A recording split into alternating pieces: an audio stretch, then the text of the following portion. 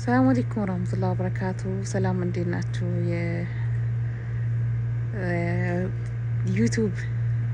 የዩቱብ ፋሚሊ ሰላም ናችሁ ወይ? እንዴት ናችሁ ያላችሁ? አለኝ አልሐምዱሊላህ። ለምንድን ነው ሰብስክራይብ ማታደርጉኝ? ምን አጠፋችሁ? ምንድን ነው ጥፋቴ? ሰብስክራይብ አድርጉልኝ ብዬ አንድ ቪዲዮ ሰርቼው ነበር። ማንም ሰው ሰብስክራይብ ያደረገው የለም። እኔ ቢሆን ግን ፍንጃ አብስቶ ሴቶችን በጣም ነው እኔ ሰብስክራይብ ማረጋቸው። እንደዚህ መዳም ቤት ሆኖ ዩቱብ የሚሰሩትን ሴቶች በጣም ነው ማበረታታቸው፣ በኮሜንትም በሰብስክራይብም። ግን እኔንም እንደዛ ያደርጉኛል ብዬ ሲመጣ ወፍ የለምና ከባድ ነው። ብቻ ለሁሉም ነገር ቀን አለና እኔ ምንም ነገር ሰውን ልጅ መለመንም መጠየቅም አልወድም። አሁን ሰብስክራይብ አድርጉልኝ ብዬ መለመን ራሱ በጣም ይከብደኛል። እኔ በህይወቴ ተቸግሬ ራሱ ሰውን መጠየቅ ማልወድ ሰው ነኝና በቃ በቅንነት ሰብስክራይብ አድርጉልኝ። በቃ ሼር አድርጉ ላላ ብላችሁ እንዲሁም አካውንትን ሼር አድርጉልኝ። ከባድ ነው ማለት እኔ አንዳንዴ እንደዚህ ይለመናል እንዴ እላለሁ። እና አሁን እኔ በቃ ከባድ ነው። ፈጣሪ ስትለምናቸው ፈጣሪን ስንለምን ደስ ይለዋል። የሰውን ልጅ ስትለምኑ ደግሞ ደስ አይደሞና ከሰው ልጅ ምንም የሚጠበቀው ነገር የለም። ብቻ ለአላህ ያላችሁት ሰብስክራይብ አድርጉልኝ። አናደርግሽም ያላቸው ችግር የለም። ግን ያው መልካምነት ለራስ ነው። መልካም ስራ ለራስ ነው፣ ለማንም አይደለም። ብቻ ጤና ይስጠን። ጤና ካለ ሁሉም ነገር ቀላል ነው። ይህንም ላቆም እችላለሁ። እንግዲህ ሰብስክራይብ የሚያደርግ ሰው ከሌለ እንግዲህ ዝም ብዬ ቪዲዮ አልለቅም፣ ለማቆም እገደዳለሁ ማለት ነው። ግን ብታግዙኝ ብሰራ ደስ ይለኛል እና አግዙኝ ነው ምላችሁ። እናንተንም ፈጣሪ ያግዛችሁ። በተረፈ ደግሞ መዳም ቤት ያላችሁ ልጆች አንድ መልእክት አለኝ። አዲስ እየመጣችሁ ያላችሁ ልጆች በሆነም ባልሆነም በጣም ነው የምትረብሹት። እኔ እንጃ ለምን እንደሆነ። ማለት የሰው ቤት ነው፣ እንደ እናት ቤት አይሆንም። ሁሉንም ነገር እችላለሁ ብሎ መምጣት ነው እንጂ ከመጣችሁ በኋላ መደነገጥ፣ የሌለ ስሜት ውስጥ መግባት ጥሩ አይደለም። ተረጋጉ። መቼም የሰው እናት ነች እና እንደ እናትሽ አትሆንም።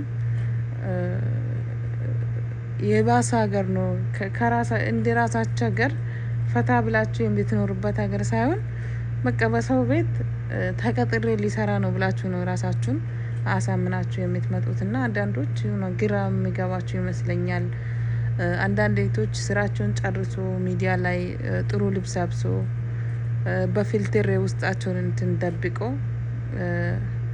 ፈታ ስለምሉ በቃ ጀስት ፈታ ለማለት ነው እናንተ እየመጣችሁ ያላችሁት የሚመስለኝ። እና እንደሱ አይደለም። በትርፍ ሰዓታቸው ወይ በክላሳቸው ላይ እንዴት ቲክቶክ ታውቃላችሁ፣ 2 ደቂቃ 3 ደቂቃ ቪዲዮ ለቆ ይወጣሉ። ይሄ ነው የስደት ህይወት። ኑሮ እንደዛ ነው። እንግዲህ አዲስ ለመምጣት ያሰባችሁ ልጆች ሁሉን ነገር እችላለሁ ብላችሁ ራሳችሁን አሳምናችሁ በመጣችሁ በ5 ቀን በ10 ቀን መዳሜ ሊትገለኝ ነው፣ መዳሜ ሊደበድበኝ ነው፣ መዳሜ እንዲህ ልታደርገኝ ነው። ያው ሊያጋጥምም ይችላል። ግን እኔ የአብዛኞቹን በተለይ የድሮ ጠለቦች ስንት ነገር ነው ችሎ የሚሰሩት የነበረው እና አሁን ደግሞ ይሄ ሚዲያ በተለይ ቲክቶክ ከመጣ ወዲህ ጥሩ ነው። እንደዚህ ድምጻችሁ ይሰማል። ግን ቢሆንም በሆነም ባልሆነም በቃ እኔ ትረበሻላችሁ እና እየተረጋጋችሁ አይደለም። ተረጋጉ። የሰው ቤት ቀስ በቀስ ነው የሚለመደው። አረቦች በባህሪያቸው ይጮዋሉ። ሲጮው ደግሞ እንን የተናገረችው ብላችሁ እንትን አትበሉ። እነሱ ድምጽ ቀስ ብሎ ማውራት አያውቁም። ባህሪያቸው ነው መጮህ፣ የአረብ ባህሪያቸው ነው እና እናንተ ደግሞ ቋንቋም ስለማትችሉ ሁሉም ነገር እኔን ነው የሚያወሩኝ ብላችሁ አትረበሹ። እነሱ እርስ በራሳቸውን በጣም ነው የሚጮህ፣ ግን ቶሎ ነው እንደኛ ቂም አይዙም። ወዲያውም ይታረቃሉ፣ ወዲያውም ሰላም ይፈጥራሉ ማለት ነው። እናንተ ግን በጣም እየተረበሻችሁ ነው። ለምን እንደሆነ እኔ እንጃ። አረቦቹን ቋንቋ እየለመዳችሁ ቀስ በቀስ ብትለማመዱና በጸባይ ብትይዟቸው እንደም ከራሳችን ዜጋ የሚሻሉትም አለ። መጥፎ እንዳለ ሁሉ ጥሩም አለ ማለት ነው። ስለዚህ ካልተሳካ እንግዲህ ያው የምትመጡት ተሽጣችሁ አይደለም የምትመጡት እና ያው 2 አመታችሁን ጨርሳችሁ ወደ ሀገራችሁ መግባት ትችላላችሁ። 2 አመታችሁን እስከምትጨርሱ ድረስ ግን ሁሉም ነገር የተስተካከለ ሊሆን አይችልም። አንዳንድ ነገሮችን በቃ ችላችሁ ማለፍ ነውና እስከዛ 2 አመታችሁን ከጨረሳችሁ በኋላ አሳፍሩን የማለት መብት አላችሁ። አይ አናሳፍርሽም ካሉ የዛኘ ወደ እርምጃ ትሄዳላችሁ ማለት ነው። እስከዛ ሶብር አድርጉ። ለምን መሰላችሁ? እነሱም ከሀገር እናንተን የሚያምጡት ብር ከፍሎ ነው። ብር ከፍሎ ስለሚያመጡ ያው ስሪ ሊሏችሁ ሊያገላምጧችሁም ይችላል። ግን እናንተ ታግሱ። በቃ ሰብር አድርጉ። ሰብር አድርጋችሁ በትዕግስት ካደረጋችሁ ማያልፍ ነገር የለም። ሁሉም ነገር ያልፋል። እንዴ ታሪክ ታወራላችሁ። የዛኔ እንዲሆንኩት ቋንቋ አላቅም ነበር እንደዚህ ስታረገኝ። ከዛ በቃ ቋንቋ ከቻላችሁ በኋላ ሁሉም ነገር ቀላል ነው። በቃ በሆነ ባልሆነ አታለቅሱም ማለት ነው። እና ተረጋጉ፣ አብሽሩ። ደግሞ እንደመጣችሁ ስልክ ላይ ጊዜያችሁን አታባክኑ። በቃ ስራችሁን ሰራ አድርጋችሁ በጊዜ መተኛት፣ በጊዜ መነሳት፣ በጊዜ ስራችሁን መጨረስ። ለስልክም ለሁሉም ነገር ጊዜ ያለውን የቱም የስራ እንትኖች በስራ ሰዓት ስልክ አያያዝም። እውነት ለማናገር በስራ ሰዓት ስልክ አያያዝም። ስራችሁን ከጨረሳችሁ ክላሳችሁን ገብታችሁ ማየት ትችላላችሁ። ግን ስልክ ይዤ ካልሰራው የምትሉት አላችሁ። ስልክ ለመያዝ አይደለም የመጣችሁ፣ ለስራ ነው። ስልኩን ራሱ ቀስ በቀስ መጀመሪያ እናንተ የምታሳዩት እንትን ነው የሚወስነው። ከዛ በኋላ ከሰዎቹም ከስራውም እንትን ካላችሁ በኋላ ስልክ ይዛችሁም መስራት ትችላላችሁ። እና በስራችሁ ላይ ጎበዝ እንዲሆናችሁ ካወቁ ደግሞ ስልክ አትይዥ፣ ስልክ እንዲህ አታድርጊ ምናምን አይሉም። ታውቃላችሁ። ምክንያቱም ስራችሁን አሳይታችኋል። ስራ ላይ ጎበዝ እንደሆናችሁ ስላሳያችሁ በስልክ ላይ እንትን ትላለች ብሎ አያስቡም። ስለዚህ ከሰዎቹ ጋር እስከምትለማመዱ ድረስ ስልኩን ጣል አድርጉ ማለት ነው። እና በተረፉ ባካችሁ በጣም ህፃን የሆናችሁ ልጆች እየመጣችሁ ነው። ምን ሆናችሁ ነው ግን? በ13 አመታችሁ በ14 አመታችሁ ስደት ከባድ ነው። ግን እንዴት ነው እናቶቻችሁ? ቢስሚላህ እኔ ወላሂ በጣም እየገረመኝ ነው። በተለይ በዚህም ሰዓት እየመጡ ያሉ ልጆች በጣም ቀሽም ናቸው። ወላሂ በጣም ትናንሽ ህጻናቶች